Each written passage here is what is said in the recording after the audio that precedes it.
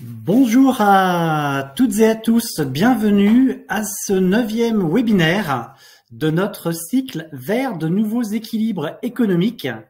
Aujourd'hui, on va porter sur l'ODD 6 avec un focus sur finalement les nouveaux modèles de l'eau en pratique. Alors, ce webinaire s'inscrit, comme le savent les fidèles des participants, dans un cheminement plus large.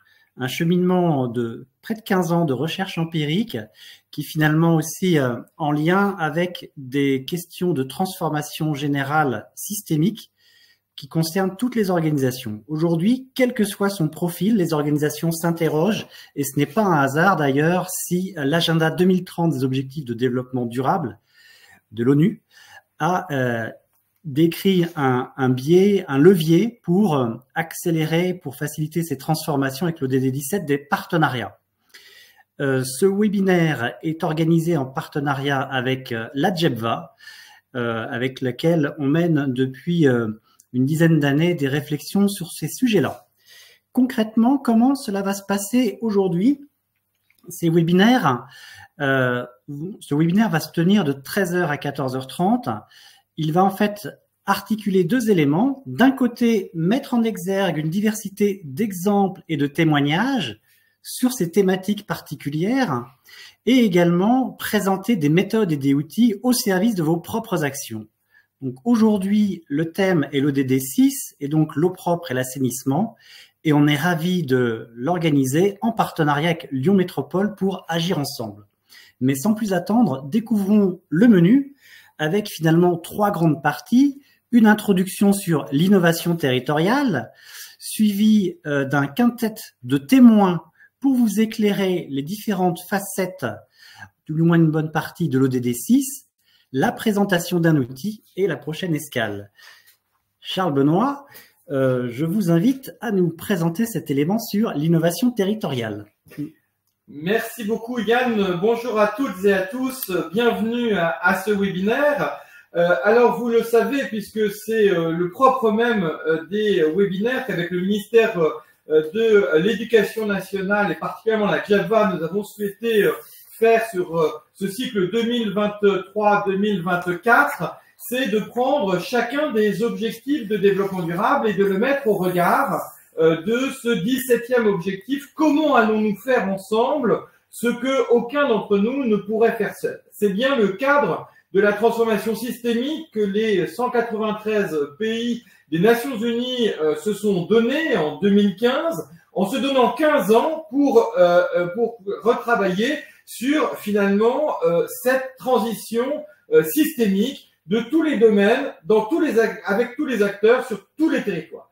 Et si ce cap et ce cadre de l'articulation des transitions est posé, ce sont la question sur comment le mettre en œuvre concrètement qui est bien évidemment au cœur des défis, au cœur des enjeux. Et cette année où la France a fait sa revue nationale volontaire, eh bien, à l'ONU, eh bien, le thème était la territorialisation finalement de cette capacité systémique.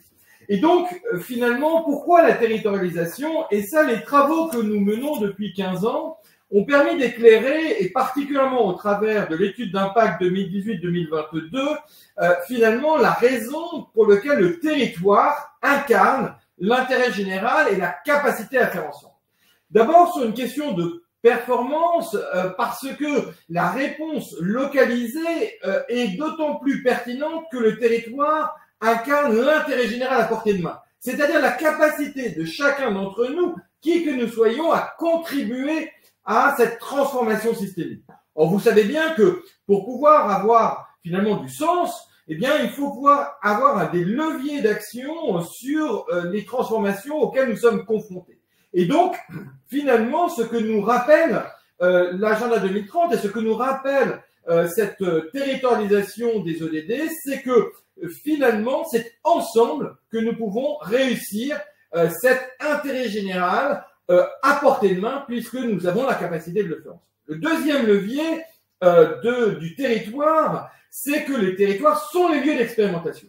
Là où dans la science, les labos de recherche sont les paillasses d'expérimentation, avant de produire en masse les traitements, les médicaments, eh bien, nous avons exactement la même chose sur nos transitions. Les territoires sont ces lieux d'expérimentation où nous pouvons faire ensemble, expérimenter ensemble, essayer, risquer, réussir, échouer ensemble. Et ça, c'est quelque chose de très important. Et vous savez que dans le cadre de la mission ministérielle sur l'accélération des partenariats, associations, entreprises, collectivités territoriales, la proposition de loi d'un cadre d'alliance d'intérêt général est un élément déterminant parce que, encore une fois, ce sont sur les territoires, lieux d'expérimentation, qu'on peut prendre le risque d'expérimenter. Et puis, sur les questions de confiance, troisième levier, troisième impact de cette capacité à faire ensemble, eh bien, c'est parce que les territoires sont les espaces de confiance où on peut prendre le risque de dépasser l'entre-soi pour pouvoir aller à l'entre-tous, c'est-à-dire y compris avec ceux qui ne partagent pas les mêmes valeurs, y compris avec ceux que je n'aime pas, parce que, après tout, et on revient à la notion d'intérêt général, l'intérêt général, ce n'est pas choisir qui serait bon ou pas bon pour pouvoir faire société, mais c'est bien de faire société ensemble. Et donc, ce qui est très intéressant, et on le voit vraiment de façon extrêmement précise dans nos travaux de recherche depuis 17 ans, c'est que les territoires portent intrinsèquement les graines des trois impacts qu'il convient d'activer collectivement. C'est-à-dire qu'un peu comme une terre dans laquelle on planterait un cep de pinot noir, eh bien, les territoires jouent ce rôle des lieux où peut se construire, se co-construire les transitions. Alors, au-delà finalement de la théorie, la pratique, le Juris Association, pour la 4e année, a publié sous notre coordination un dossier sur les coopérations territoriales à la veille du congrès des maires et du salon des maires, puisque vous savez que la semaine prochaine, l'ensemble de nos maires et leurs partenaires seront rassemblés, comme chaque année depuis 105 ans, pour pouvoir partager ensemble sur cette transformation territoriale. Et cette année, le dossier qui est choisi sur les coopérations territoriales, qui a été publié hier, met en valeur notamment le programme chef de projet innovation territoriale, comment au sein de nos collectivités territoriales, il y a cette fonction d'innovation qui fait le lien entre la politique publique et la capacité de mobiliser l'ensemble des acteurs, associations, entreprises, acteurs académiques, établissements scolaires, pour pouvoir justement réaliser des projets de territoire, des projets sur le long terme qui incarnent ces transitions, et les 12 territoires pilotes de ce programme chef de projet innovation territoriale lancé par la Fondation des territoires en 2019 témoigneront des avancées sur chacun de leurs territoires, avancées mais aussi limites de ces avancées, puisque encore une fois, et nous ne pourrions pas prétendre aller plus vite que les 193 États l'avaient eux-mêmes estimé en 2015.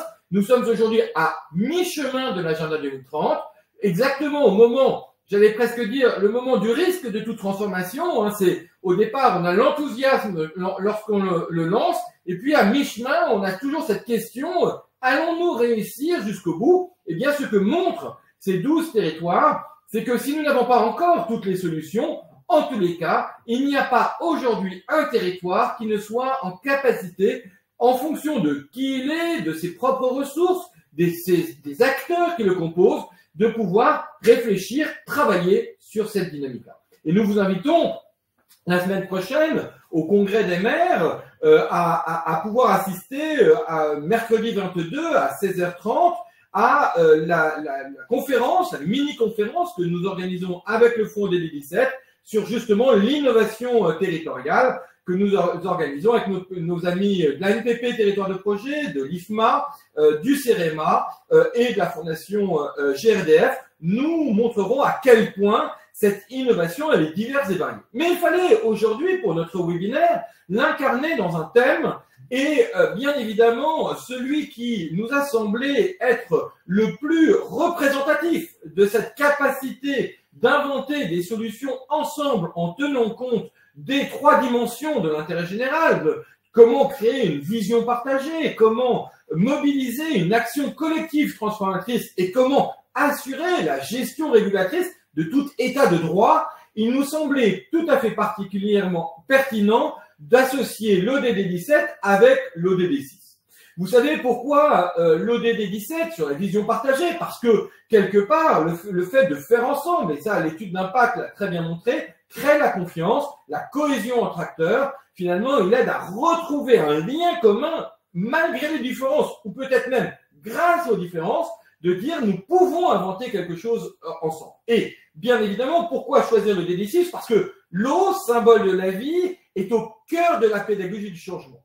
J'allais presque dire que les trois ors que nous avions au XXe siècle, l'or jaune, l'or noir et l'or blanc, étaient tous les trois finalement symboles de prospérité. Ils sont tous les trois au XXIe siècle en questionnement. Et il y a encore quelques années, nous étions sur l'or blanc en nous posant la question de qu'est-ce qu'allait être finalement nos espaces montagneux lorsque la neige aurait fondu. Mais nous sommes bien au-delà aujourd'hui de cette question-là.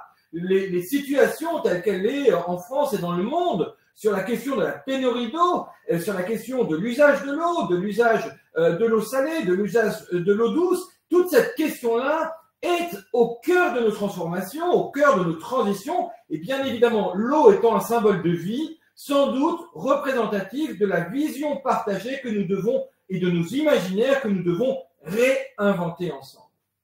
Sur l'action collective transformatrice, symbole de l'innovation, c'est-à-dire de la capacité à co-construire un bien commun, à associer les talents pour inventer ensemble ce qu'aucun d'entre nous ne peut faire, bien évidemment, lorsque l'on parle de l'eau, c'est une réalité multiple, territorialisée. On ne peut pas parler de la même façon de l'eau en haut de nos montagnes et au cœur de nos littoraux. C'est encore une réalité différente en plein cœur de nos territoires ruraux. La question transfrontalière nous pose aussi une autre question. Et bien évidemment, dans un pays comme la France, qui a la chance d'être le deuxième espace maritime mondial, présent sur tous les continents sur cette question-là, la traduction n'est absolument pas la même en plein cœur de la France métropolitaine et en Polynésie française. Et donc, quelque part, de bien comprendre que dans un cadre commun, il faut réinventer des solutions qui sont spécifiques en fonction de la réalité territoriale. Quoi de mieux que l'eau pour pouvoir le démontrer? Et enfin, surtout le troisième levier d'activation de l'intérêt général, la gestion régulatrice, comment piloter ensemble des communs, comment assurer une performance collective? Eh bien évidemment, cette question du commun historique qu'est l'eau, parce que s'il y a bien un actif dont on a compris très tôt l'importance de pouvoir le piloter, de pouvoir en faire un commun, de travailler sur cette question-là, eh bien évidemment, c'est un actif en France, que ce soit en France métropolitaine ou ultramarine, qui a tout son sens pour pouvoir aborder avec un certain recul cette question de comment l'ODD17, ce défi collectif, incarne la diversité des articulations et des réinventions à faire en mobilisant toutes les énergies, et d'abord, et pour rejoindre cette question de l'innovation territoriale, au plus près de la diversité de nos richesses territoriales, c'est-à-dire au plus près de la capacité à inventer des solutions qui certes sont systémiques, mais ne sont pas standardisées. Merci beaucoup, Charles Benoît, pour ces propos introductifs. Alors, on va approfondir ces échanges et les éléments que vous venez de nous présenter autour d'une boussole, et plus précisément de 5 témoignages inspirants qui vont nous inviter à agir ensemble. J'ai nommé donc en haut de ce petit schéma la Société française de prospective au sujet de la qualification des défis communs, finalement pour avoir une hauteur de vue également à l'international de ces enjeux. Puis on va plonger au plus près du territoire dans les réalités d'une nouvelle politique publique territoriale qui nous sera évoquée au sein de la métropole de Grand Lyon, avant de prendre un champ avec un double zoom, un focus associatif et un focus entreprise, qui tous deux montrent comment, autour de l'eau, il y a également des leviers d'innovation extrêmement forts. Et bien sûr, sur un thème aussi éminemment international, ce sera pour atterrir l'occasion de reprendre de la hauteur de vue avec le programme de solidarité eau. Quelque part, chacun va être amené à nous confirmer, à nous exprimer comment agir ensemble du local à l'international. J'ai le plaisir d'accueillir pour ouvrir donc ces échanges Jean-Éric Aubert. Jean-Éric, vous êtes à la fois président de la Société française de prospective et aussi de la Fondation 2100 de l'Université internationale de la mer. Alors, pourriez-vous, s'il vous plaît, finalement nous poser le cadre des défis majeurs de la gestion de l'eau de mer et de l'eau douce? Merci beaucoup. Je crois que nous commençons sur l'eau de mer par une brève présentation vidéo de Denis Lacroix, qui est délégué à la prospective de l'Ifremer. Et après, j'enchaînerai sur quelques propos précisément sur ces problématiques tant de l'eau de mer que de l'eau douce.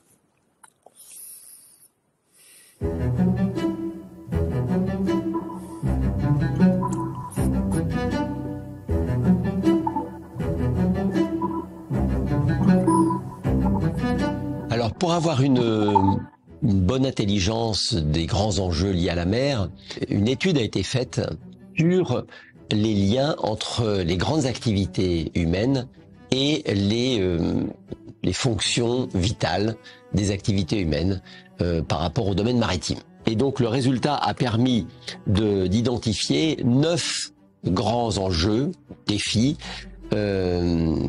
résumant finalement la meilleure manière de traiter toutes les problématiques liées à la mer. Alors la première, c'est logique, c'est une question de compréhension. Comment fonctionnent l'écosystème marin, les écosystèmes marins dans leur complexité. Le deuxième élément, c'est tout à fait concret, les apports alimentaires sur le moyen ou long terme. Le troisième élément, c'est l'anthropisation des milieux, notamment des milieux côtiers. On construit de plus en plus sur la mer, on artificialise les littoraux. Quatrième élément, comment rendre finalement l'économie bleue une économie vraiment bleue durable, au sens écologique du terme. Il y a également la question des risques. Nous savons qu'avec le changement climatique, ils augmentent, notamment en raison de l'érosion de la biodiversité, la montée du niveau de la mer, le changement du trait de côte, etc. Par ailleurs, donc, il y a les biotechnologies qui sont à développer en lien avec la mer. Il y a un gisement considérable, je pourrais dire qu'on est vraiment au balbutiement du potentiel que récèle la mer dans bien des domaines. En lien avec tout ça, il y a toute la partie éducation. Il ne faut pas asséner des principes, mais expliquer leur pertinence, et ça dès le plus jeune âge. Derrière cela, il faut construire un droit international qui permette de sécuriser une bonne qualité de la mer sur le long terme, à la mesure des défis qui se posent à elle. Et enfin, pour qu'un droit puisse s'exercer efficacement, il faut tout un dispositif de contrôle, de surveillance, de régulation à la mer, avec des politiques le plus coordonnées possible. Merci. Donc, c'est une vidéo qui a été faite pour le compte de la Société française de prospective et de l'Université internationale de la mer, pour précisément exposer ces grands enjeux. Avant de poursuivre, je voudrais remercier Charles Benoît et Yann Hulac de m'inviter à faire ces quelques propos introductifs. Et je voudrais donc commencer par quelques mots sur... vous avez vu que Denis Lacroix a listé les grands enjeux de la mer et de l'océan sous un angle que l'on peut dire fonctionnel. L'écologie, l'économie, le droit, l'éducation, la recherche. C'est une vue d'ensemble très utile, et je pense que ça permet effectivement de bien prendre la mesure de ces enjeux. Cela étant, si vous avez regardé la vidéo jusqu'à son terme, vous aurez vu qu'il traite surtout d'une problématique fondamentale, celle de la dégradation de l'océan sous la pression de l'homme et les implications que cela peut avoir sur l'évolution de la planète Terre. Et parmi celles-ci, parmi ces implications, il y a entre autres la montée du niveau de la mer, l'acidification du milieu, la chute de la biodiversité. Tous ces phénomènes sont induits par le changement climatique, et il y a d'autres atteintes évidemment, comme les pollutions, les plastiques notamment, qui sont dues à la suractivité humaine. Face à ces enjeux d'une extrême importance pour l'avenir de l'humanité, on voit bien combien l'OCDE 17 est crucial. Les partenariats entre tous les acteurs sont clés pour réduire, sinon résoudre les problèmes auxquels on sera ou on est déjà confronté, et cela à tous les niveaux. Prenons simplement la montée du niveau des mers. Au niveau local, il s'agit par exemple de se mobiliser pour déplacer des habitants, des habitations ou des zones d'activité en risque de submersion. Et on voit bien que tous les acteurs, pouvoirs publics, société civile, secteur privé, sont concernés et doivent, de concert, trouver des solutions. De surcroît, il s'agit de mobiliser les autorités du département et de la région et aussi de faire appel aux ressources nationales, voire à celles de l'Europe. Cela a été très bien illustré ces dernières années sur la côte normande entre Le Havre et le Touquet, qui a été particulièrement frappée par des processus de destruction, d'érosion de la côte.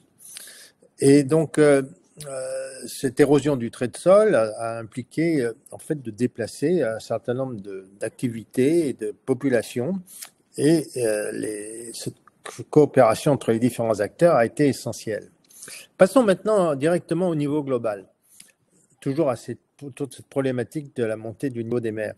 Nous le savons bien, l'atténuation du changement climatique implique des engagements de tous les pays, de leurs habitants, et tout cela sous l'impulsion des gouvernements si l'on veut éviter de se retrouver en 2100 avec des températures de plus de 3 ou 4 degrés au-dessus du niveau pré-industriel, avec les conséquences dramatiques si la fonte de l'Antarctique ou du Groenland s'accélère.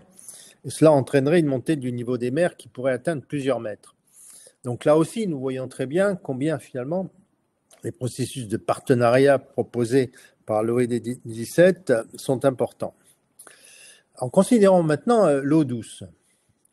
Alors, nous savons qu'un tiers de la population à peu près vit sous stress hydrique déjà. Ensuite, les guerres de l'eau ont déjà commencé. On en a des échos, par exemple, avec les disputes entre l'Éthiopie et l'Égypte autour du barrage qui a été construit par la première aux sources du Nil. Mais d'autres conflits se profilent sur tous les continents. Songez par exemple sur ce qui se passe avec la fonte des glaciers de l'Himalaya et les actions que mènent certains États dans la région sur des fleuves stratégiques comme le Brahmaputra ou le Mékong, qui irriguent plus d'une quinzaine de pays dans la région.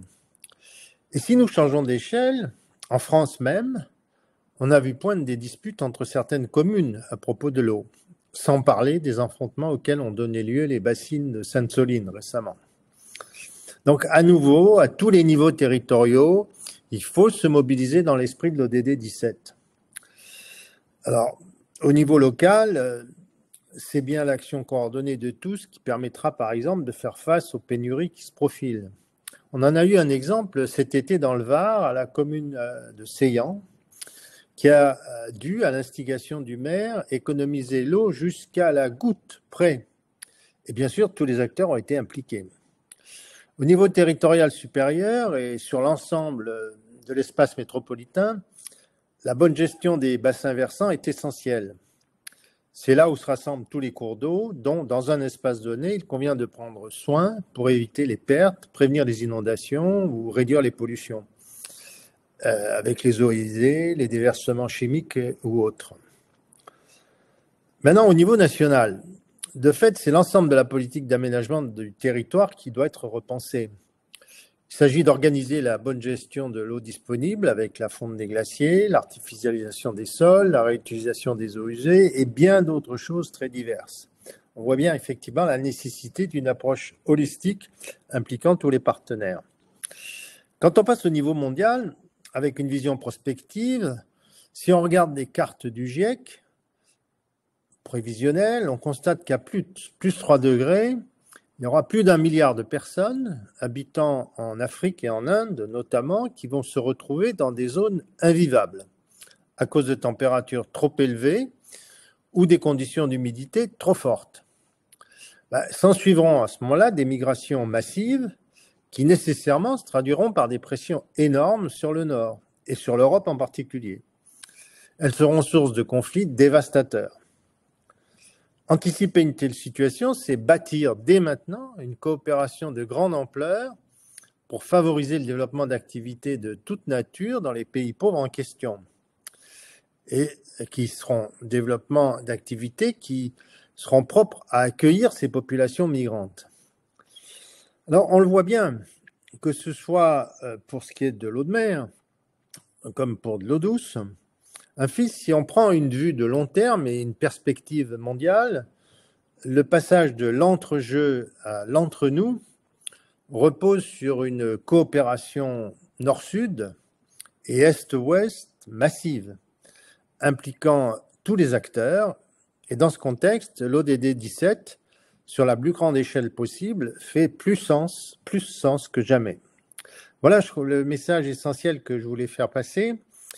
Et je vous signale que dans le dernier numéro de la revue Responsabilité Environnement des Annales des Mines, qui vient de sortir là, en octobre, sous le titre « L'eau et le changement climatique », il y a un ensemble d'analyses qui traitent le sujet sous de multiples angles et de niveaux de territoire de manière très remarquable, comme c'est souvent d'ailleurs le cas avec cette revue exceptionnelle Responsabilité Environnement.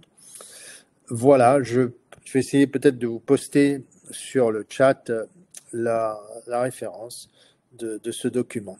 Je me tiens à votre disposition si vous avez des questions. Et je vous remercie à nouveau.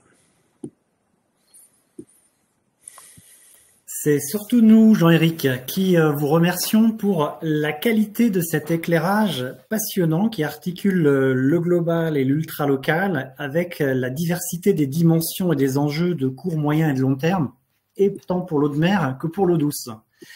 Donc, si le cadre du quoi, du pourquoi est bien posé, je pense qu'il est important de se pencher sur cette question du comment mettre en œuvre finalement de nouveaux modèles au niveau local. Et pour en parler, j'ai le plaisir d'accueillir deux intervenants de la nouvelle régie Eau publique du Grand Lyon. J'ai nommé Florestan Groux, vice-président au droit à l'eau et usagers, et Philippe Imbert, responsable Eau pour tous et RSE. Alors, Florestan et Philippe, merci d'être avec nous. La question qu'on va vous poser, qu'on vous invite à éclairer, c'est finalement pourquoi et comment votre régie publique s'est-elle emparée du droit de l'eau sur votre territoire métropolitain? Florestan, la parole est à vous. Merci beaucoup Yann et bonjour à toutes et tous. Merci également à Charles Benoît. On est vraiment honoré de pouvoir intervenir dans ce webinaire. Alors peut-être juste quelques mots préalables, c'est-à-dire que dans ce contexte qui a été posé, effectivement notre expression et notre présentation va être une petite parcelle de ces enjeux. À travers l'objet social dont on va vous parler, c'est-à-dire qu'on va plutôt se centrer, nous, sur le service public essentiel d'accès à l'eau potable pour toutes et tous, et on va moins parler de la gestion de l'eau à l'état naturel. Et puis, évidemment, on va prendre cette approche territoriale qui a son histoire, son cheminement, ses ressources, son contexte social particulier. Et pour reprendre les mots de Charles Benoît, l'eau traverse tellement les sociétés qu'elle les façonne en permanence. Et donc, c'est vrai qu'effectivement, on retrouve dans un service public de l'eau l'ensemble de l'histoire d'un territoire. Et c'est sans doute un des leviers qui est particulièrement fertile pour se saisir de cet impératif de construire de nouveaux communs. Alors, le retour en gestion publique de l'eau sur la métropole et donc la création de cette nouvelle régie. Donc, je ne vais pas retourner dans le débat et toutes les motivations qui nous ont amenés à revenir vers ce mode de gestion publique. Je crois que c'est un autre débat, mais peut-être vous dire que avec ce retour en régie publique, il y avait des ambitions très fortes d'adosser au service public de l'eau des nouvelles missions, des nouvelles fonctions sociales, avec notamment deux missions fonctions sociales qu'il était impératif de développer, de mettre en œuvre. C'est des nouvelles approches sur la protection de la ressource, et c'est des nouvelles approches sur l'effectivité du droit à l'eau pour tous les usagers. Et donc, finalement, avec ce choix de la régie publique sur le territoire de la métropole de Lyon, il y a cette évolution de paradigme dans la vision d'un service public de l'eau qui passe de finalement la gestion d'une infrastructure technique, d'un réseau pour lequel on doit livrer à certains points de comptage de l'eau en pression et en qualité satisfaisante, ce qui est déjà un travail énorme. Mais là, l'idée, c'est que pour nous, le nouveau service public de l'eau, c'est finalement l'instrument collectif qui permet de garantir l'effectivité d'un droit à l'eau. Et je pourrais y revenir.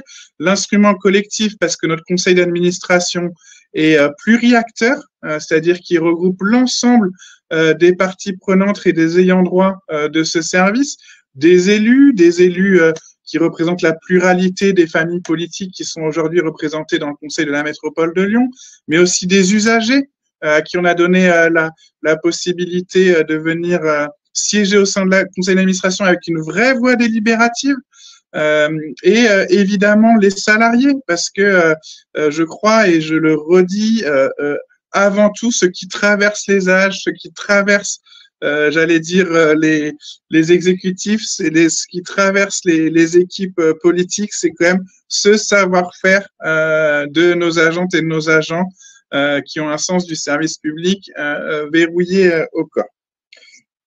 Alors, comment on peut garantir l'effectivité d'un droit à l'eau sur la métropole de Lyon et comment la régie publique s'en est emparée? Nos stratégies, ça a été de faire se rejoindre une vision politique, une volonté politique, parce que je crois que c'est essentiel de porter des visions de société aujourd'hui dans un contexte où parfois on manque de repères, avec l'ascendance d'expérimentations qui étaient mises en place très concrètement sur le territoire. Et c'est pour ça qu'aujourd'hui, on intervient à deux voix. J'interviens au titre de la vision politique et mon directeur interviendra au titre de ces expérimentations techniques. Alors, cette vision politique, c'est vrai que moi, je réhabilite un petit peu le mot politique en le différenciant de celui de politicien. Hein. Politique, je le rapproche de la définition de Charles Benoît sur l'intérêt général, c'est-à-dire comment on gère collectivement un intérêt général qu'on redéfinit en permanence au vu des évolutions des contextes sociaux, environnementaux et réglementaires. Et donc, nous, on s'est doté d'une feuille de route avec des principes politiques, des principes de faire ensemble, des principes pour installer une nouvelle façon de faire société qui doit et qui souhaite et qui veut ensuite diffuser dans l'ensemble de nos interventions socio-techniques de la régie. Cette feuille de route, l'idée, c'est que déjà, elle se fonde sur un besoin défini démocratiquement. C'est-à-dire, quand on parle de droit à l'eau, sur un territoire de la métropole, qu'est-ce que ça veut dire? Qu'est-ce que ça veut dire comme quantité, comme qualité, comme accès? Quel usage se cache derrière? Est-ce que c'est de l'eau de boisson, mais est-ce que c'est pas aussi de l'eau pour pouvoir faire sa cuisine, pour pouvoir prendre sa douche, faire son... C'est derrière un droit à l'eau, on a fait un exercice de démocratie habitante pour qu'on puisse se donner collectivement une définition. Et donc ça, c'est quelque part quelque chose auquel je suis très attaché parce que finalement, c'est les habitants qui ont défini la finalité sociale de leur service public. Et donc ça, c'est notre principe numéro 1. Notre principe numéro 2, c'est que tous les usagers sont inclus dans ce droit. Et ça, c'est important parce que en droit français, donc sur une métropole comme celle de Lyon, aujourd'hui, les services publics de l'eau potable ne devraient s'adresser qu'aux personnes qui sont raccordées à un robinet, qui sont titulaires d'un abonnement. Et nous, on prend le parti là, on expérimente effectivement, on prend une position de dire que non, un service public de l'eau potable a en responsabilité l'ensemble des usagers d'un territoire, qu'ils soient raccordés à un robinet chez eux ou qu'ils ne soient ou qu'ils soient privés d'un robinet, c'est-à-dire les personnes qui vivent dans des campements, malheureusement, dans des squats ou même tout à chacun sur l'espace public. Et donc, on choisit de faire une communauté d'usagers solidaires entre les personnes qu'on dit raccordées à un robinet chez eux et les personnes qui sont non raccordées, qui quelque part jusque-là restaient à la porte du service public. Et ça, pour un besoin essentiel et vital comme l'eau, ça nous était insupportable. Et voilà, on peut pas dire que la barrière de péage reste fermée pour un besoin essentiel et vital. Et donc, on a affirmé ce principe politique-là. qui se prolonge en fait donc en disant bien qu'il est universel et qu'il est aussi non négociable, c'est-à-dire sans naïveté sur la manière de gérer les occupations de l'espace public, les logements informels, etc. On affirme haut et fort que l'accès à un besoin vital ou essentiel ne doit jamais servir d'instrument de rapport de force pour maintenir ou pas les personnes à un endroit. C'est-à-dire qu'il est exclu que la régie n'apporte pas l'eau potable sous couvert de vouloir que les personnes s'en aillent, si je veux être très clair. On ne joue pas avec les besoins vitaux et je pense qu'il est urgent de le rappeler parce que malheureusement, on a des contre-exemples qui sont dramatiques et ça, c'est aussi des idéaux avec lesquels il faut qu'on défende dans la manière dont on veut faire société aujourd'hui. Et il y a eu des exemples malheureusement dramatiques dans d'autres régions de France où on a empêché les gens de boire parce qu'on voulait les faire partir d'un endroit et ça nous est insupportable. Et donc, c'est pour ça qu'on réaffirme la dimension non négociable dans nos principes politiques pour cet accès à l'eau pour tous. Ensuite, en principe numéro 4, c'est aussi réaffirmer une vision que malheureusement on a tendance à parfois oublier, c'est qu'on voulait retrouver cette ambition de pas simplement être dans la logique caritative, c'est-à-dire de tout focaliser sur une aide qu'on va chercher de manière caritative ou curative en fin de service public parce qu'il n'y a pas de solvabilité de la personne, par exemple, pour payer sa facture d'eau, en se disant on doit trouver des mécanismes organisationnels et sociaux et dans nos structures tarifaires qui permettent que en amont, dès le départ, sans avoir à stigmatiser telle ou telle situation sociale, tout à chacun universellement peut accéder à la quantité d'eau qui lui est vitale et nécessaire pour vivre. Et donc, on sait qu'on pourra jamais complètement s'extraire de la logique curative et d'amener quelque part des choses pour mieux faire vivre des situations de pauvreté. Mais on essaye de se dire, le combat de la pauvreté, c'est aussi la pauvreté elle-même et qu'on la prenne à la source en amont et qu'on s'attaque à la résorption de cette pauvreté en elle-même dans la manière de déployer nos mécanismes organisationnels et sociaux. Et enfin, dernier principe, parce que j'ai peur d'être très long, mais c'est vraiment un sujet qui est au cœur, c'est qu'aujourd'hui, on dit que dans un contexte de réchauffement climatique, dans un contexte de degrés qu'on va prendre dans les prochaines années, de raréfaction de la ressource, on ne peut plus dire dans le cadre d'un usage de l'eau potable qu'un mètre cube égale un mètre cube. Et jusque-là, on est encore dans un référentiel réglementaire qui finalement installe cette idée que un mètre cube d'eau, quel que soit l'usage qu'on en fait, se vaut. Non, nous, on pense que en fonction de l'usage social qu'on fait d'un mètre cube d'eau, si c'est pour boire, si c'est pour se laver, si c'est pour produire une boisson sucrée, si c'est pour remplir sa piscine, si c'est pour soigner dans les hôpitaux, un mètre cube d'eau n'a pas la même valeur ou valeur sociale. L'usage d'un mètre cube d'eau n'a pas la même valeur sociale. Et donc, démocratiquement, on doit définir des nouvelles approches puisque un mètre cube d'eau n'est plus égal à un mètre cube d'eau selon l'usage qu'on fait, selon l'usage social qu'on en fait. Il nous faut des nouveaux modes de régulation. Et je vais passer là et qu'on choisit nous-mêmes démocratiquement et si je peux me permettre, pas par finalement en l'extrayant finalement de la loi de l'offre et de la demande et du marché, il faut qu'on redéfinisse par nous-mêmes, communauté humaine, les usages de l'eau qui nous sont essentiels et qu'on traite de manière différente. Et je passe la parole à Philippe Imbert qui va vous expliquer en quoi ces principes politiques se diffusent dans énormément d'actions et d'interventions sociotechniques très concrètes que fait la régie. Il y en a 8, mais on a été obligé de faire des zooms. Bonjour à toutes et tous, merci Florestan. Concrètement, nous développons 2 types d'actions. Je vous présentais d'abord les actions pour les usagers raccordés qui sont, je dirais, plus dans le cœur habituel du fonctionnement des modèles d'eau que l'on connaît. Nous avons bien sûr des aides sociales, mais au-delà de cette logique caritative qu'a développé Florestan Roult, on a engagé un programme de réflexion de lutte contre le non-recours, puisque la frise qui est en dessous a été construite collectivement et permet d'illustrer le parcours du combattant que peut représenter l'accès à une aide sociale. Je ne sais pas si vous savez qu'il y a à peu près 400 types d'aides sociales qui existent en France, et c'est un minimum, et aucune ne touche 100% des personnes éligibles. Et donc, il est intéressant de réfléchir comment le rendre efficace. Pour cela, on s'est appuyé d'ailleurs sur une structure qui s'appelle le 107, qui est un objet d'ancrage local qu'on a co-créé et qui met en connexion les différents acteurs d'un sujet pour coopérer.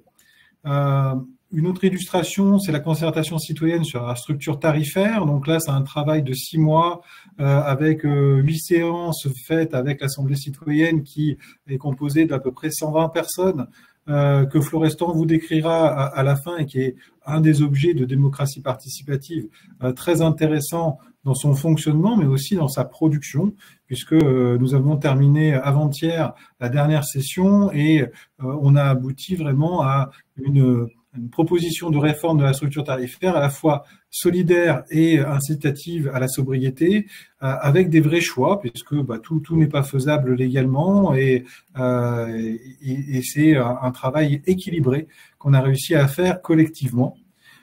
Dernier point sur de la médiation, puisque un service qu'il soit public ou délégué ne touche jamais à la totalité des usagers.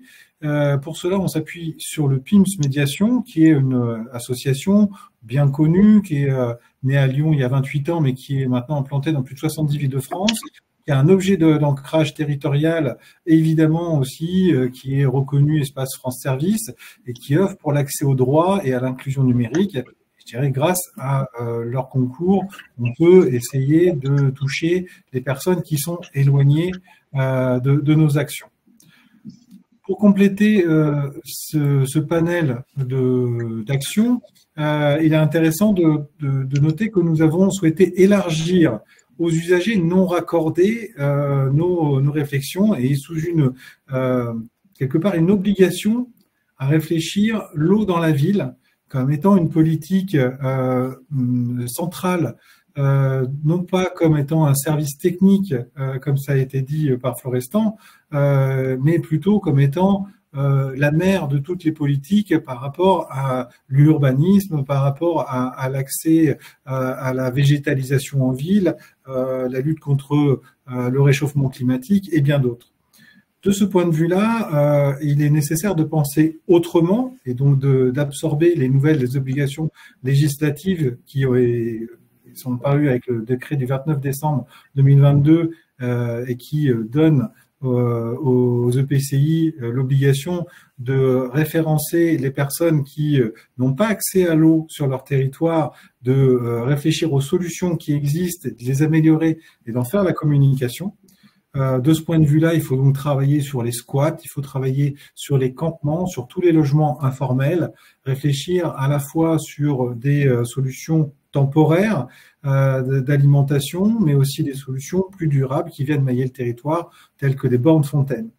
Enfin, l'eau n'est pas seulement un objet d'alimentation ou de support de cuisine, mais c'est aussi le vecteur de l'hygiène corporelle et vestimentaire. Et pour cela, on mène des réflexions avec notamment l'ALCA, qui est un groupement d'architectes qui réfléchissent aux bains-douches autrement, en utilisant des structures qui sont peut-être existantes, mais qui ne sont pas aujourd'hui utilisées pour les personnes sans abri.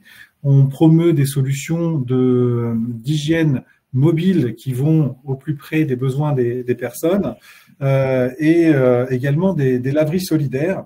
Parce que ce qui est important, et j'en conclurai mon propos, c'est qu'il faut partir des besoins, il faut expérimenter et aboutir après à la construction d'une politique publique. C'est le lien que je me permets de faire avec le propos introductif de Charles Benoît qui disait qu'il faut à la fois combiner la vision, l'action et la régulation avec ce pilotage de l'intérêt général. Et je laisse Florestan terminer notre présentation sur les principes opérationnels qui donnent corps à cette régulation. Oui, et promis, je vais faire très vite, Yann, mais pour rebondir, parce que vraiment là, le propos de Philippe illustre ce qu'on disait quand on dit qu'il y a un changement de paradigme sur on passe de livrer de l'eau quelque part à garantir des usages. Et vous voyez vraiment le changement d'état d'esprit, c'est-à-dire qu'on s'est dit qu'on n'est plus là pour remplir ou livrer des volumes d'eau, mais pour garantir ce droit à boire de l'eau saine, à se laver, à pouvoir manger avec de l'eau saine, etc. Et ça, effectivement, bien évidemment, le métier technique au centre ne change pas, mais bien évidemment, ça nous apporte des nouvelles cultures d'action, des nouvelles compétences, des nouveaux métiers dont on doit se doter. Et sur le pilotage, parce que là, effectivement, pour des raisons de clarification, on a distingué raccordé et non raccordé. Dans la manière dont on pense avec Philippe, on essaye toujours de le penser comme une communauté unie d'usagers solidaires dans l'espace et dans le temps, une forme de sécurité sociale de l'eau sur le territoire qui fait que, quelle que soit notre situation, quand on habite sur le territoire de la métropole de Lyon, on sait qu'on aura l'accès à l'eau et très concrètement, par exemple, aujourd'hui, tout squat identifié dont le raccordement est possible bénéficie d'un accès à l'eau déployé par les équipes de la métropole de Lyon. Un petit mot parce que ça fait pleinement partie quand même des réflexions qui nous occupent et du cadre qu'a posé Charles Benoît, c'est sur la démocratie. Et dès le départ, avec la vice-présidente en charge du cycle de l'eau, Anne Gros-Perrin, présidente de la régie par ailleurs, on a souhaité mettre en place des nouvelles fabriques de l'action publique qui hybrident les expertises habitantes, les expertises de nos équipes et les positionnements des élus. Pour ça, j'insiste, il faut une quatrième expertise, c'est celle de pouvoir faire dialoguer ces cultures d'action. Et on a des services dont la facilitation, le dialogue aux interfaces, nous ont accompagnés méthodologiquement pour donner les moyens de cette démocratie. Aujourd'hui, c'est 120 personnes qui sont dans cette assemblée des usagers de l'eau et qui élisent leurs 4 représentants au conseil d'administration de la régie, donc au cockpit de pilotage de cette régie, ce qui garantit une forme pratiquement, on peut le dire, de cogestion citoyenne, parce que sur un CA de 20 personnes, si on associe les usagers et les salariés, vous voyez qu'il y a déjà presque plus d'un quart, voire un tiers du conseil d'administration qui ne sont pas des élus et qui participent pleinement du pilotage de notre outil en charge de notre régie publique. Et donc, sur la tarification, on les a emmenés sur ce sujet-là, alors que pour ceux qui connaissent un peu, vous en savez toute la complexité entre part fixe, part variable, les compteurs qui sont au pied d'immeuble, les compteurs individuels, etc. Avec cette idée, je trouve que c'est intéressant d'avoir des itinéraires où on passe quelque part de l'idée que dans une concertation citoyenne, il y a une solution idéale qui se cache quelque part et qu'on arriverait à trouver, à exhumer comme ça, vers l'idée qu'en fait, non, il y a toujours des choix, des décisions, et que finalement, le processus avec lequel on travaille avec nos usagers de l'eau dans cette assemblée, c'est de donner du sens à nos choix et de trouver une solution qui fait sens collectivement pour nous. Voilà. Et puis donner un mot sur l'ancrage territorial, parce que c'est toujours une frustration de ne pas pouvoir développer toutes les interventions socio-techniques qu'on fait, les dispositifs qu'on a. Mais on a effectivement le 107 avec lequel on était, dès la semaine dernière d'ailleurs, où on était 20 acteurs du sans-abrisme sur le territoire et qui ont permis de partager l'ensemble des expérimentations qu'on vous a montrées, la douche mobile qui sillonne la métropole de Lyon, les bains-douches qu'on souhaite installer à l'avenir, l'alimentation en eau des squats, la manière dont on pourrait faire venir le service usager dans des lieux de bains-douches pour justement physiquement incarner une communauté unique entre raccordés et non raccordés. Voilà, on est bien évidemment avec Philippe à votre disposition. Je vous mets juste un petit peu en avant cette publication sur remettre l'eau au cœur du débat public. Vous pouvez trouver sur Millénaire 3 et qui revient justement sur les démarches avec lesquelles on a participé en amont du lancement de la régie publique de l'eau et on a associé les usagers. Vous trouverez tout dedans. Et on a explosé le temps. Je suis désolé, Yann. J'espère que vous nous réinviterez quand même. Réinvitera, vous inquiétez pas. Mais on prévoira plus de temps. Merci beaucoup, en tous les cas, à tous deux, hein, Florestan et Philippe, pour cet éclairage. On se rend bien compte de la somme d'énergie plurielle mobilisée pour l'ensemble des fils que vous êtes en train de tisser avec une place certaine à la fois à l'innovation, à l'ouverture d'une diversité d'acteurs et de profils. Merci, on est ravis en tout cas d'avoir pu bénéficier de votre précieux retour d'expérience.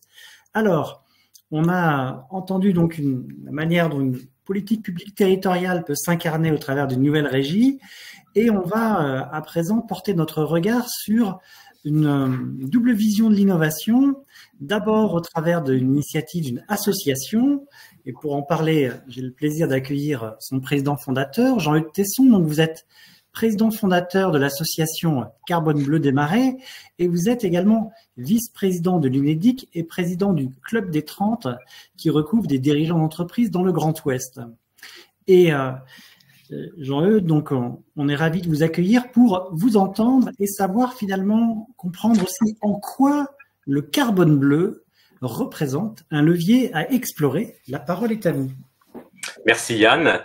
Je voudrais simplement ajouter dans ma présentation que j'ai présidé l'entreprise familiale Centenaire, et qui est présidée par une de mes filles maintenant, et qui est un très gros consommateur d'électricité. Je le dis parce que c'est pas sans lien avec le sujet avec mon intérêt pour le carbone bleu.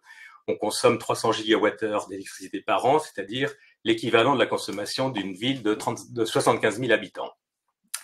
Je reviens tout de suite au sujet en disant que parfois, il suffit de connaître un mot ou une expression pour être considéré comme un expert du sujet. Et c'est comme ça que je suis devenu un tout petit peu expert du carbone bleu. En fait, le terme carbone bleu a été défini par l'ONU en 2009 et il décrit la capacité de certaines zones maritimes à capter le carbone, mais surtout à le séquestrer dans le sous-sol et pour des millions d'années. C'est ce qu'on appelle des puits de carbone. Et en général, lorsqu'on évoque la mer comme aujourd'hui, on insiste sur sa nécessaire protection. Et aujourd'hui, je suis heureux d'évoquer la façon dont la mer peut, à l'inverse, protéger la planète.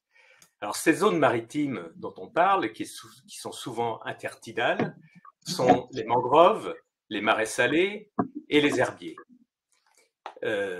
Ces écosystèmes de carbone bleu assurent effectivement la protection des côtes, en empêchant la submersion, en empêchant l'érosion, par exemple. Et les mangroves, par exemple, et en particulier, agissent comme des barrières naturelles et réduisent les risques d'inondation. Les herbiers marins piègent les sédiments en suspension dans leurs racines et améliorent la qualité de l'eau.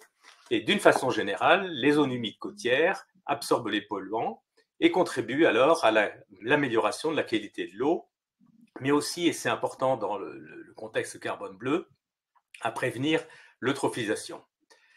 Et plus précisément, potentiellement, ces zones que vous avez à l'écran captent à l'hectare 10 fois plus qu'une forêt et séquestrent 100 fois plus qu'une forêt.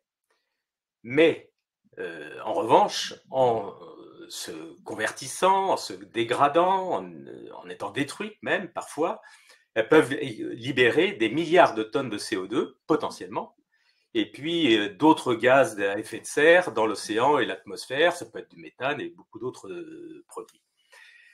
Le carbone bleu, précisément, c'est le carbone organique qui provient principalement des feuilles de plantes, du bois, des racines, des animaux en décomposition. Il est capturé et il est stocké par ces écosystèmes océaniques et côtiers. À noter que ces zones dont nous parlons, que vous avez toujours à l'écran, représentent seulement 0,2% de la surface des océans, mais captent 50% du carbone capté par les océans. C'est absolument incroyable et presque vertigineux. Donc la protection et la restauration de ces écosystèmes sont une occasion unique d'atténuer le changement climatique. Alors, en conservant, en protégeant, en restaurant ces écosystèmes de carbone bleu, on peut protéger de ce fait les importants stocks de carbone qui ont été accumulés au cours des derniers millénaires avec le même effet carbone bleu. S'ils sont entretenus, ils peuvent au contraire retrouver, développer cette fonction de puits de carbone qui est parfois perdue. Et on constate malheureusement que la bibliographie sur ce sujet existe peu, un peu pour les mangroves, mais qu'elle est quasiment nulle en ce qui concerne les marais salés. Je précise salés à la différence des marais doux ou des eaux saumâtres, parce qu'on constate que le taux de sel est un facteur important de la performance des puits de carbone. Il se trouve que les marais salés vendéens représentent près de 3000 hectares et que ces hectares sont propriétés de près de 1500 familles qui les utilisent jusqu'à présent beaucoup pour la pêche loisir et sans mesurer le trésor qu'il leur est confié. Je dis qu'il leur est confié en lien avec, on peut dire, la notion de patrimoine familial qui passe de génération en génération et qui est confié à chaque génération. Et ces propriétaires ont de ce fait un rôle important à jouer dans la protection de la fonction de puits de carbone. Et nous avons de ce fait à étudier la façon dont ces puits de carbone fonctionnent, les moyens d'améliorer leur fonction de captation et de séquestration, et puis plus généralement, de faire prendre conscience aussi aux collectivités et au grand public que ces zones peuvent venir à leur secours, à notre secours. Juste un exemple, sur la seule commune des Sables-d'Olonne où je réside et où je travaillais, avec un calcul rapide, on montre que le potentiel de captation par les marais est du même ordre que la quantité de CO2 émise par le tourisme sur cette commune. Mais aussi la baie des Sables-d'Olonne, qui a été classée récemment parmi les plus belles baies du monde, qui est une association des plus belles baies du monde, et pas seulement un beau paysage, mais c'est aussi un écosystème qui est directement connecté avec un puits de carbone qui est exceptionnel. C'est sur cette base-là, parce que on a autour de nous un territoire qui est un bon candidat pour la captation du carbone, mais aussi parce qu'on ne sait pas grand-chose sur le carbone bleu dans les marais salés, que nous avons créé l'association Carbone Bleu des Marais avec le département de la Vendée et les 3 comités de communes ou d'agglomération qui sont concernés, mais aussi avec des associations locales de préservation de la nature, de propriétaires de marais, mais également avec des entreprises et des particuliers, justement pour mieux connaître et promouvoir le carbone bleu. On a été rejoint depuis par le Parc naturel régional du Marais Poitevin, par l'association, la Fondation Softrider, par le Forum des marais atlantiques, et nous sommes désormais soutenus par la Fondation de la mer. Et une de nos premières initiatives est de faire réaliser en fait une étude par l'Université de La Rochelle en association avec Ifremer et le CNRS pour mieux comprendre ce qui se passe sur nos territoires, parce que c'est ce qui nous manque. On peut faire tous les efforts que l'on veut pour promouvoir le concept carbone bleu. Si on n'a pas de données, si on ne sait pas comment l'améliorer, eh bien ça peut être vain. Nous préparons aussi un partenariat avec l'ADEME, parce que l'ADEME ne dispose, évidemment notre premier réflexe était d'aller nous adresser à l'ADEME, qui fournit toutes les données possibles pour établir des bilans carbone sur des prairies, sur des forêts, etc., sur les marais, sur les herbiers, et presque sur les mangroves aussi. L'ADEME ne dispose d'aucune donnée, et notre association va essayer de capter ces données, mais surtout de les partager, parce que nous avons comme objectif de devenir, mais nous sommes déjà un petit peu, la preuve c'est qu'on fait appel à nous aujourd'hui, mais nous souhaitons être un lieu de rencontre et d'échange pour tous ceux qui, en France ou ailleurs dans le monde, s'intéressent à ce sujet. Parce que les mangroves, c'est en France dans les DOM, mais c'est la plupart du temps dans d'autres pays. Je vous remercie pour votre attention. Merci beaucoup, Jean-Eudes, pour le partage de votre éclairage très intéressant sur le carbone bleu et tout ce qu'il recouvre, du local au global, et bon vent, si vous me permettez l'expression, pour donc ces études académiques à venir. Après votre regard d'innovation associative, on va écouter à présent la voix de l'entreprise. Et pour en parler, j'ai le plaisir d'accueillir Karine Guedné. Karine, vous êtes responsable action territoriale en charge de la réflexion prospective sur l'engagement territorial du groupe EDF Hydro. Comment finalement intégrez-vous les enjeux de l'usage de l'eau au sein de votre entreprise ?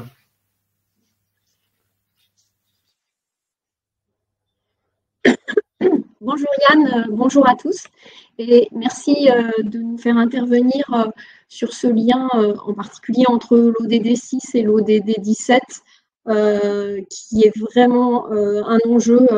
Vous verrez, on a un historique et puis des actions en cours que je vais essayer de vous illustrer succinctement maintenant.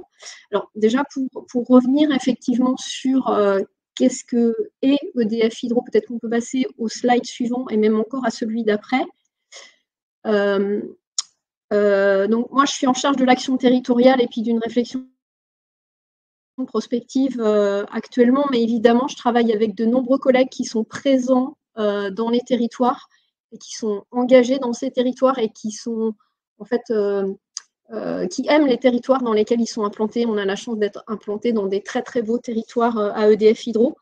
Mais pour prendre un peu de recul, EDF Hydro, c'est à peu près 5600 salariés qui font du coup de la maintenance, de l'exploitation et de l'ingénierie sur des ouvrages hydrauliques, alors que EDF, qui est quand même l'entreprise qui est plus connue, elle comprend 170 000 collaborateurs. Donc EDF Hydro, quelque part, est tout petit à l'échelle du groupe. Mais il faut quand même rappeler que l'hydroélectricité, c'est la deuxième source de production d'électricité en France, c'est la troisième dans le monde, et que ça représente en France la moitié de l'électricité renouvelable qui est produite aujourd'hui. Et je veux préciser aussi, parce qu'on n'est pas les seuls, donc cette énergie est exploitée à 80% par EDF, mais il y a d'autres acteurs qui sont aussi des hydroélectriciens en France. On peut passer au suivant.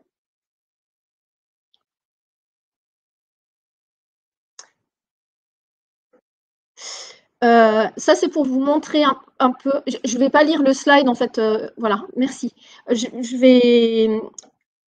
voulais du coup vous préciser que, en fait, vous voyez, on a beaucoup de sites en France. On a de l'ordre de 430 centrales qui ont un âge moyen de 75 ans. Donc, en fait, on a quelque part un passif territorial avec les acteurs de nos territoires qui est vraiment une relation de longue durée. Et ce qui est le plus connu, ce n'est pas les centrales, c'est les barrages. Et en tout cas, pour les plus gros, il y en a 240 en France. Voilà, et puis un nombre très important de petits. Et ce qu'il faut bien avoir en tête sur notre métier, c'est qu'en fait, on a des installations qui sont vraiment adaptées au territoire, qui sont ouvertes. On n'est pas dans des usines dans une enceinte avec des barbelés ou quoi que ce soit, et qui sont uniques en fait. De par déjà leur construction, en fait, on a dû s'adapter à la géographie, à la géologie locale. Et puis, en exploitation aussi, c'est ce que je vais essayer de vous montrer après, parce que si on va sur le Rhin, tout là-haut, on a des péniches, on a des canaux d'irrigation dans le sud, on peut faire de la neige de culture aussi avec l'eau qu'on arrive à capter et qu'on partage du coup avec d'autres acteurs dans les Alpes. Donc on a depuis longtemps en fait une forme de communauté de destin avec les territoires avec lesquels on travaille qui est importante à signaler. On peut passer à l'illustration suivante. Alors là encore, je ne vais pas lire dans le détail ce qui est à gauche. Je voudrais vraiment faire un focus sur la partie qui est à droite et sur le multi-usage. On a conscience, évidemment, depuis longtemps, puisque c'est quelque part ce qu'on utilise pour produire de l'électricité, que l'eau est un bien commun et dont les usages font l'objet d'une concertation qui est vraiment permanente. Donc l'eau des barrages, elle ne sert pas du tout uniquement à la production d'hydroélectricité, bien au contraire. Il y a évidemment la question de l'alimentation en eau potable qui a été évoquée juste avant. Il y a de la continuité au niveau de certaines activités économiques comme l'irrigation, l'industrie, le tourisme, les loisirs et la navigation. J'y reviendrai un peu plus en détail après. Et puis, il y a évidemment des questions en lien avec la préservation de la biodiversité qui sont très, très importantes. Et je n'évoque pas un sujet qui est aussi d'actualité en ce moment, qui concerne le refroidissement des centrales nucléaires, qui n'est pas non plus le cadet de nos soucis. Donc évidemment, nous, on essaye de veiller en permanence à avoir une gestion de ces aménagements qui sont en concertation avec les acteurs locaux. Alors, je ne vais pas pouvoir tous les citer parce qu'ils sont très, très nombreux, mais si on veut les catégoriser, ça concerne à la fois des collectivités locales, les agences de l'eau, parce qu'en France, on est structuré avec une structuration à l'échelle des grands bassins hydrographiques, et puis évidemment beaucoup d'associations, des acteurs économiques, etc. Donc, on participe à ces instances de gouvernance et de gestion, qu'elles ce soit au niveau national ou au niveau local de l'eau. C'est pour ça que je vous disais que je travaille avec de nombreux collègues. Je ne suis pas du tout toute seule sur ce champ-là. Et ça peut être des comités, le comité national de l'eau, des comités de bassin, des commissions locales de l'eau, etc., etc. Alors, je vais pas détailler plus ce qui est marqué dans ce slide, mais effectivement, le multi-usage de l'eau, depuis le départ, depuis l'origine de la création des barrages et des centrales hydroélectriques, ça a toujours été au cœur de notre activité. Ça n'a jamais été des choses qui ont été dissociées. Donc, ça résonne par rapport à ce qu'a introduit Charles Benoît au début, qui est comment faire ensemble, parce qu'on ne peut pas faire seul. En fait, nous, on n'a jamais fait seul, on n'a jamais uniquement produit de l'hydroélectricité avec nos ouvrages. Ça a toujours été des ouvrages qui sont insérés dans un territoire avec des usages différents.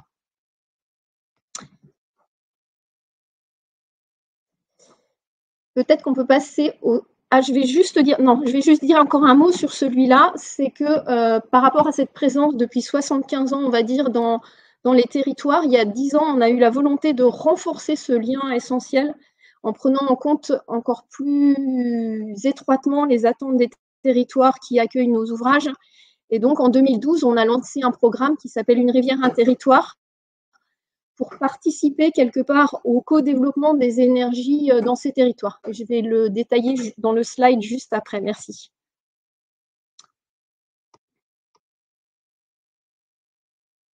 Donc, c'est ce que vous voyez qui est illustré sur la droite. C'est la mise en place progressive d'agences sur l'ensemble des massifs qui travaillent à la fois sur des questions de vitalité économique, d'emploi, qui travaillent en lien avec les entreprises et qui travaillent sur l'innovation dans les vallées. Alors, je ne peux pas vous citer tous les exemples parce que ça fait 10 ans, donc il y a de très nombreux exemples, mais on avait un acteur méditerranéen tout à l'heure, donc en tout cas, j'ai un exemple sur ce territoire-là. On a participé à un programme, évidemment, avec plusieurs entreprises et plusieurs acteurs sur le développement d'un robot subaquatique qui est un espèce de drone sous-marin, on va dire. Et puis, la partie de gauche que vous voyez là, ça illustre les initiatives qu'on a, du coup, qui concernent plus les relations étroites qu'on a dans le cadre du multi-usage de l'eau avec ce que je vous ai dit tout à l'heure, comité de bassin, commission locale de l'eau, etc. Et je vais terminer là-dessus parce que je pense que je ne veux pas déborder, mais pour vous dire qu'on a, par exemple, en lien avec le tourisme, on a des acteurs qu'on appelle des hydroguides qui se déploient pendant l'été et qui nous aident à concilier du coup nos ouvrages avec l'ensemble des activités touristiques. Et l'innovation, elle continue. Par exemple, cette année, on a mis en place, on a créé le premier poste avec les fédérations de pêche du Lot et de la Corrèze, un poste qu'on appelle hydrogarde, qui est du coup quelqu'un qui va être en charge de faire du lien, de la conciliation, de la médiation entre les pêcheurs et puis l'exploitation hydroélectrique. Et je pense que je n'ai plus de temps, sauf si Yann, vous me dites que c'est le contraire, mais je voulais aussi vous parler d'un autre sujet que je vais évoquer très vite au slide suivant, qui est qu'on a aussi des métiers du type, on a 50 éclusiers qui travaillent par exemple sur le Rhin, c'est la photo que vous voyez en haut, et qui du coup opèrent toute l'année pour pouvoir faire passer les 24 000 bateaux qui vont de Bâle en Suisse jusqu'à Rotterdam, qui est le premier port européen. J'en dis pas plus et je reste à votre disposition si vous avez des questions.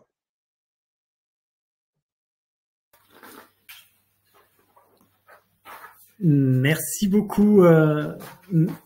Merci beaucoup, Karine. C'était captivant, cette mise en perspective à la fois de votre ADN sur 75 ans et d'innovations beaucoup plus récentes qui touchent au plus profond avec l'exemple de nouveaux métiers et de technologies finalement qui utilisent l'eau. Alors, après ces témoignages très intéressants, il est temps de reprendre de la hauteur internationale. Et je vais inviter Christophe Lejallet, directeur général du programme Solidarité Eau, à nous partager le témoignage de la coopération décentralisée. Christophe, est-ce que vous pourriez finalement nous dire comment votre réseau de collectivités contribue à la gestion de l'eau et à son assainissement auprès des pays du Sud? On vous écoute. Merci beaucoup et bonjour à toutes et à tous. Et vraiment désolé de ne pas être en direct avec vous, ce qui aurait été encore plus dynamique. Alors effectivement, je vais évoquer avec vous la problématique de l'accès à l'eau et à l'assainissement et la question de l'eau plus globalement dans les pays en développement, donc cible de l'ODD 6. Alors peut-être pour rappeler quand même que les défis à relever dans ce secteur de l'eau potable et de l'assainissement sont considérables, et on est très loin d'être sur la bonne voie pour atteindre les cibles des ODD relatives à l'accès à l'eau et à l'assainissement d'ici 2030. Pour y arriver, il faudrait multiplier les efforts par 6. Alors juste quelques grands chiffres. En 2021, 3,6 milliards de personnes n'ont toujours pas accès à un assainissement géré en toute sécurité. C'est 43% de la population mondiale. Et plus de 2 milliards de personnes n'ont pas une eau gérée en toute sécurité. Et la situation est tout particulièrement critique en Afrique subsaharienne, où là, on a 75% de la population qui n'a pas accès à un assainissement de qualité et 70% à une eau de qualité.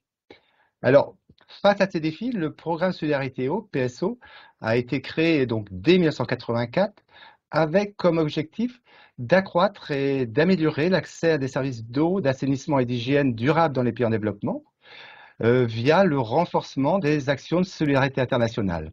Alors, nos activités se déclinent de la façon suivante. Donc, tout d'abord, on vise à améliorer la compréhension des enjeux du secteur de l'eau potable et de l'assainissement. On accompagne les acteurs de coopération pour qu'ils répondent efficacement aux enjeux dans ces pays en développement et qu'ils soient en mesure de proposer des actions de qualité dans le secteur de l'eau et l'assainissement. On vise également à renforcer les capacités des acteurs de l'eau et de l'assainissement directement dans les pays d'intervention via des dynamiques d'échange multi-acteurs, et on produit des outils d'information et on anime des débats pour accroître la mobilisation des acteurs locaux en France.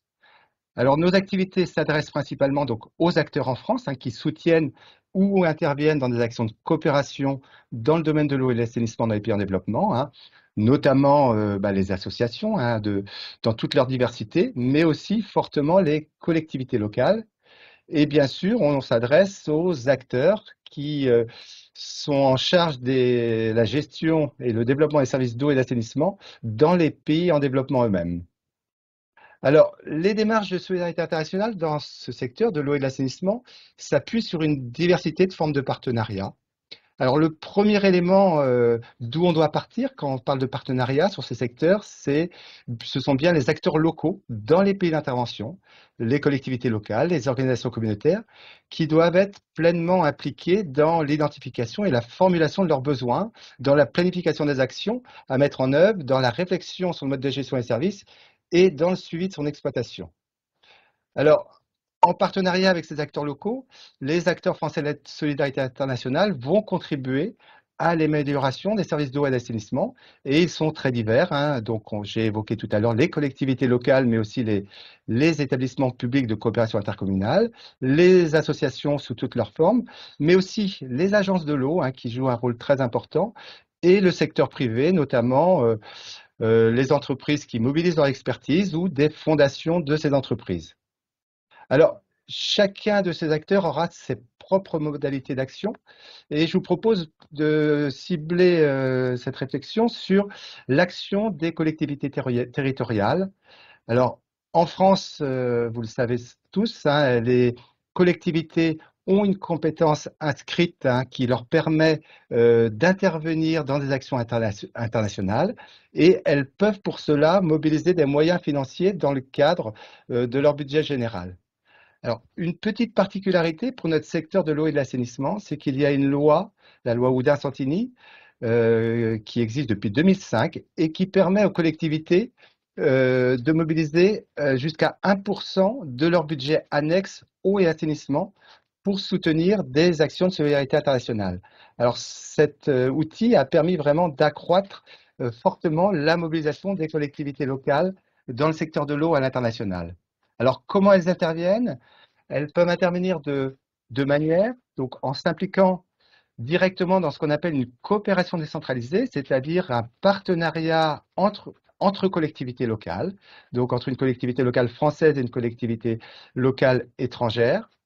Donc des partenariats qui traduisent une volonté politique forte, une volonté de travailler en collaboration avec des collectivités étrangères et aussi une volonté d'échange et de pratiques et d'expérience. Alors, les services d'eau potable et d'assainissement de la collectivité elle-même peuvent aussi être fortement impliqués dans ces partenariats et c'est souvent ce que l'on souhaite, que non seulement les services des relations internationales, mais aussi les services directement en charge de l'eau et de l'assainissement puissent s'impliquer. Alors, les collectivités locales peuvent aussi avoir une implication, non pas dans une action directe qu'elles portent, mais en soutenant des actions portées par des associations de leur territoire ou de l'ensemble du territoire national. Donc, effectivement, de nombreuses structures ont pu mettre, de nombreuses collectivités ont mis en place des dispositifs qu'on appelle fonds eau. Alors, je pourrais citer notamment le premier qui s'est mis en œuvre, ce qui est par la métropole de Lyon, dès la mise en œuvre de cette loi Oudin-Santini. Alors, deux illustrations rapides autour de cette question. Je vais revenir sur la métropole de Lyon. Donc, outre ce fonds eau qu'elle met en place, qui permet de soutenir des actions portées par des associations ou même d'autres collectivités locales françaises de plus petite taille. Elle a également engagé un partenariat de coopération directe avec une région de Madagascar, la région du Haut-Matsiatra, depuis 2006 pour l'élaboration d'une stratégie globale de gestion intégrée de la ressource en eau, axée sur la responsabilisation des communes dans la gestion du service public de l'eau et de l'assainissement. Le point très intéressant sur cette démarche et la grande force de ce qu'on appelle la coopération décentralisée, c'est que c'est une action qui s'inscrit dans la durée. C'est pas sur la durée d'un projet comme on a souvent, mais sur un engagement de long terme. Et là, on voit depuis 2006, ce partenariat existe. Alors, un deuxième exemple de coopération, il s'agit de la métropole de Brest, qui, elle, est engagée en coopération décentralisée avec la commune bolivienne de Sacaba. Et pour conduire cette coopération, elle implique donc l'exploitant de ces services d'eau et d'assainissement, c'est la SPL Eau du Ponant, ainsi que le prestataire qui est chargé de la qualité de l'eau. Donc une implication des acteurs locaux, des acteurs du territoire. Et de même, la métropole de Brest, outre cette action de coopération décentralisée, pilote également un fonds eau à la disposition d'associations porteuses de projets assainissement.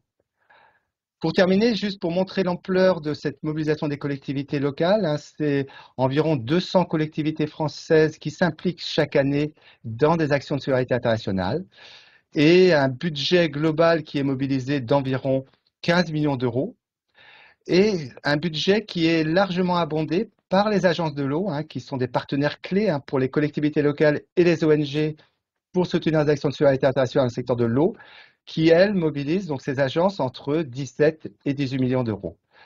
Voilà quelques éléments pour vous poser quelques éléments de compréhension de cette problématique de l'eau et de l'assainissement à l'international et de montrer effectivement la dynamique aussi portée par les acteurs français. Je vous remercie.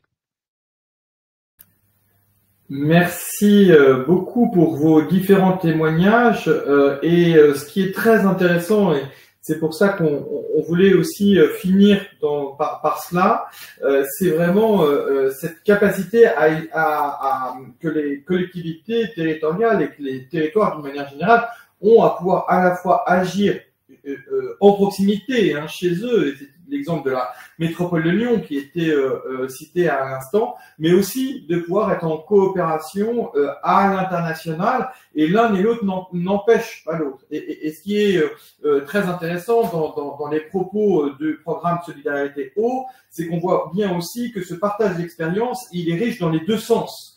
Et ça, je trouve qu'il y a quelque chose de très intéressant dans cette capacité justement à incarner à la fois l'ODD 6 et l'ODD 17, c'est-à-dire à la fois comment est-ce qu'on invente ensemble en proximité, mais cette invention ensemble en proximité, elle peut être partagée aux quatre coins du monde, parce que la façon d'inventer va permettre aussi de nourrir d'autres façons d'inventer à d'autres endroits, et c'est bien ça qui est derrière l'ODD 17, c'est pas simplement comment on va apporter des moyens pour, mais comment on va inventer chacun localement ce qui correspond le mieux à sa situation et être capable de le partager à l'autre bout du monde, parce que la façon dont chacun l'invente va pouvoir nous permettre collectivement d'inventer des solutions plus durables. Et c'est bien là où les deux démarches peuvent finalement se rejoindre. Et on est bien le passage vraiment de l'entre-soi à l'entre-tous, une capacité à contribuer à la fois à consolider chacun des territoires, mais aussi à ce que cette consolidation soit une consolidation planétaire de l'ensemble des territoires. Et c'est bien ça, là où les projets de territoire, finalement, jouent un rôle essentiel. Florestan, juste peut-être un mot de réaction et de conclusion. Il nous reste encore 2 petites séquences pour ceux qui suivent le webinaire, et nous n'avons plus que 8 minutes, donc une petite réaction rapide, mais on a vraiment voulu faire avec vous ce webinaire parce que justement, cette capacité qu'a la métropole de Lyon à la fois à inventer, à expérimenter chez elle et à être contributrice, finalement est très marquée. Et puis peut-être un dernier point, nous nous sommes rencontrés et nous avons échangé très largement sur les convictions partagées lors d'une remarquable conférence sur la transformation des modèles socio-économiques et notamment les modèles d'intérêt général organisés à Lyon par l'IFMA en partenariat avec la métropole de Lyon, l'Institut français du monde associatif avec les travaux de recherche sur les modèles socio-économiques d'intérêt général, qui sera d'ailleurs l'invité du fonds ODD 17 au Salon des maires pour dire comment on peut capitaliser cette connaissance de terrain pour justement la partager et qu'elle soit au long cours. Et c'est aussi ça qui était très intéressant dans le témoignage de Christophe Legel, c'est-à-dire que au-delà de pouvoir contribuer à un projet, c'est aussi comment on fait des coopérations au long cours pour pouvoir justement permettre de travailler et répondre aujourd'hui, mais aussi pour demain. Florestan, la conclusion de cette partie est à vous peut-être sur les convictions de la métropole de Lyon sur tout cela. Oui, de la métropole. Merci beaucoup. Alors, je vais essayer d'être vraiment sur 1 ou 2 mots de conclusion. Ce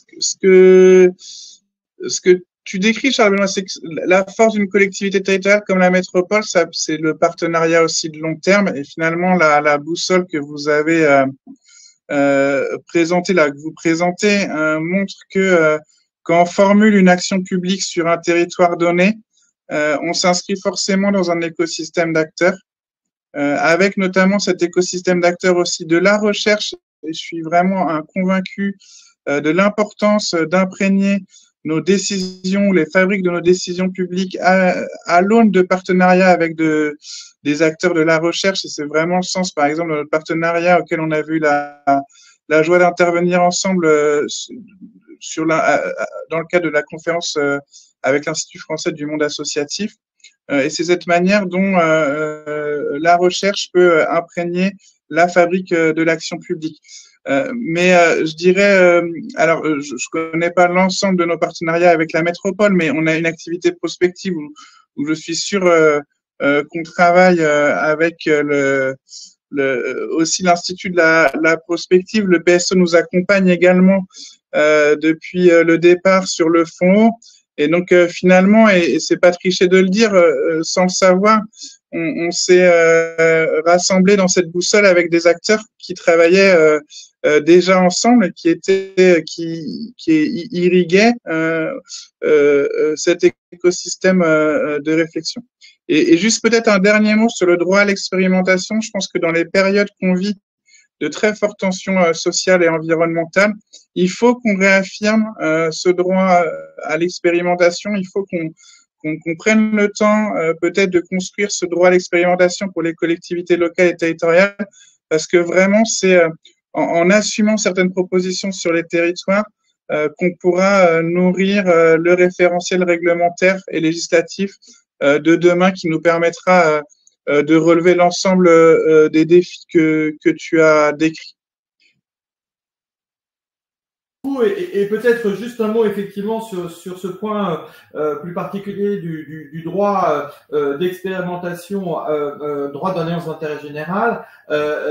C'est vraiment un sujet, nous avons encore récemment avec le cabinet de la Première ministre eu des échanges, ainsi qu'avec le cabinet du ministre de la Cohésion des Territoires et de la Transition écologique, parce que exactement ce qui vient d'être dit est fondamental. C'est dans une société, dans un état de droit où l'alliance aujourd'hui est considérée comme un risque, eh bien, comment est-ce qu'on donne l'autorisation à faire ces expérimentations? Comment on prend aussi ce risque d'expérimenter ensemble sans mettre en risque chacun? Et ça, c'est vraiment quelque chose qui, pour nous, est essentiel. Si on veut passer de l'entre-soi à l'entre-tous, il faut qu'on puisse expérimenter, mais dans un cadre commun qui soit clairement énoncé, clairement défini. Parce que si l'innovation est une désobéissance qui réussit, comme aime à le dire le président de la Fondation des territoires, Jean-Paul Delevoye, il faut quand même que garantir que ces expérimentations, que ces innovations, que ces alliances soient dans un cadre d'intérêt général. Et il est urgent que ce cadre légal puisse exister. La proposition de loi avait été déposée dans la mandature précédente en février 2021. Elle avait fait tout l'objet d'un très bon travail, hein. C'est plus de 10 ans de travail sur ce sujet-là, mais je vous rejoins que nous ne pourrons réussir que si on donne un cadre clair, partagé, pour que chacun puisse prendre finalement la capacité de cela. Et un dernier mot pour dire que, bien sûr, lors de ces webinaires, nous mettons en avant des exemples inspirants qui sont remarquables, qui sont un peu nos Renaud Lavillani qui saute le 6,16 m à la perche au championnat olympique, peut-être dans la perspective des Jeux olympiques en France, mais que ça concerne tout le monde et que ces exemples inspirants, bien évidemment, sont suivis de milliers d'autres exemples. Et la base Impact Alliance le montre. Nous n'avons pas un territoire, un profil d'acteur ou un domaine d'action dans lequel ces dynamiques ne soient pas engagées. Et il est vraiment important de souligner que l'effort de chacun, la capacité de chacun à expérimenter est essentielle, d'où l'importance de ce droit. Et cher Florestan, monsieur le vice-président de la métropole, je ne doute pas que nous ayons quelques alliés pour pouvoir finalement faire évoluer le cadre législatif pour expérimenter ce droit d'alliance d'intérêt général dont on a la conviction qu'il est utile. Mais pour ça, il faut aussi donner l'ensemble des outils aux acteurs de territoire, et je crois que vous avez une bonne nouvelle, cher Yann, à nous partager. Merci Charles Benoît et merci encore Florestan. Oui, effectivement, l'avant-dernière séquence, c'est un outil qui peut être utile pour agir. Et pour en parler, Élodie Julien, notre directrice de la recherche, va finalement vous présenter une démarche qui s'appelle MEDOC, avec donc les mots-clés qui s'affichent à l'écran. Élodie, on vous écoute. Bonjour. Ce module a pour objectif de vous présenter la démarche MEDOC. Issue de 17 ans de recherche empirique, la démarche MEDOC est une approche qui permet de s'approprier rapidement la capitalisation issue de pratiques innovantes pour coopérer efficacement. Que veut dire MEDOC? Le M, c'est partir d'une méthode éprouvée. E pour exemple. C'est s'inspirer d'une base de plus de 1000 exemples. La démarche permet également à chacun d'élaborer son parcours d'usage en termes de données et d'outils. Enfin, le C, c'est pour compétences. La démarche permet à chacun de monter en compétences en fonction de ses objectifs et de son niveau de maturité. Découvrons maintenant le contenu de cette démarche en 5 étapes. Tout d'abord, la méthode qui est proposée est celle qui est décrite dans le guide Coopérer efficacement, lancé le 5 septembre dernier au Forum mondial 3.0. Vous y découvrirez les 7 étapes fondamentales pour réussir un partenariat. Ce guide est complété par des fiches sur la typologie des partenariats. L'ensemble est accessible au sein de la plateforme odd17.org. Deuxième étape. Cette méthode est ensuite associée à la base Impact Alliance. Elle recense 1000 exemples inspirants qui illustrent la diversité des modes de coopération entre des profils d'acteurs différents sur une diversité de thématiques et à différents échelons territoriaux. C'est un outil qui est très utile pour s'inspirer. La troisième étape de la démarche est de pouvoir décrypter les données pour se situer dans son écosystème. Pour cela, le programme Impact de l'Observatoire des partenariats est une mine d'informations pour comprendre les territoires, les pratiques des acteurs et les enjeux par domaine. Concernant les territoires, découvrez le kit pratique Connaissance des dynamiques régionales et les fiches repères des 13 régions métropolitaines qui vous permettront de bien comprendre les fragilités et les dynamiques d'alliance au niveau régional. Concernant les acteurs, 7 profils d'acteurs sont décortiqués pour comprendre à la fois leur positionnement et leurs pratiques. Il s'agit des citoyens, des élus locaux, des entreprises, des associations, des fondations, des acteurs académiques et des acteurs de l'ingénierie. Enfin, 16 domaines de fragilité représentatifs des défis économiques, sociaux, sociétaux et environnementaux ont été également qualifiés. La quatrième étape de la démarche est de s'appuyer sur un ensemble d'outils. Ils ont été organisés au sein de la boussole de l'ODD17 qui permet à chacun de définir son propre parcours de connaissance et d'appropriation. Issu de la démarche ministérielle 2019-2022 pour accélérer les alliances d'intérêt général, la boussole de l'ODD17 se structure autour de 4 points cardinaux. Au nord, la vitrine Alliances et territoires sur le site association.gouv.fr. Au sud se trouve le parcours Alliances et territoires qui a été conçu par le ministère de l'Éducation nationale et le Rameau pour aider chacun à faire ses premiers pas. À l'est se trouve la plateforme de capitalisation odd17.org qui recense les méthodes et les outils qui sont disponibles pour coopérer efficacement. Et enfin, à l'ouest, se trouve l'animation hebdomadaire des jeudis de l'ODD17. Dernière étape, ce sont les compétences. Et pour parler de compétences, il convient de se poser 3 questions. 1. Quel est mon profil? Collectivité, entreprise, association, fondation? N'hésitez pas à lire les fiches acteurs. 2. Quel est mon objectif? Est-ce piloter ses partenariats stratégiques? Transformer son modèle socio-économique? Accélérer l'innovation sociétale? Ou se mobiliser autour d'un projet de territoire? Pour vous éclairer, 4 fiches actions sont proposées. Et 3. En fonction de qui je suis et de mon objectif, quel est mon niveau de maturité? 3 parcours d'usage sont alors proposés. Un parcours découverte pour faire ses premiers pas, un parcours méthodologique pour mettre en œuvre des démarches en interne et enfin un parcours expert pour accompagner les alliances d'intérêt général. Voilà, vous avez maintenant toutes les clés en main pour coopérer efficacement. À bientôt!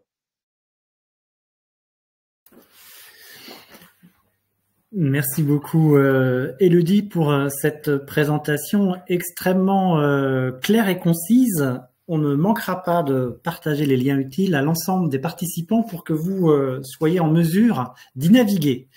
Et justement, un mot à l'attention des participants comme de nos intervenants. Il nous reste une étape, une escale, c'est le cas de le dire avec la thématique de ce webinaire.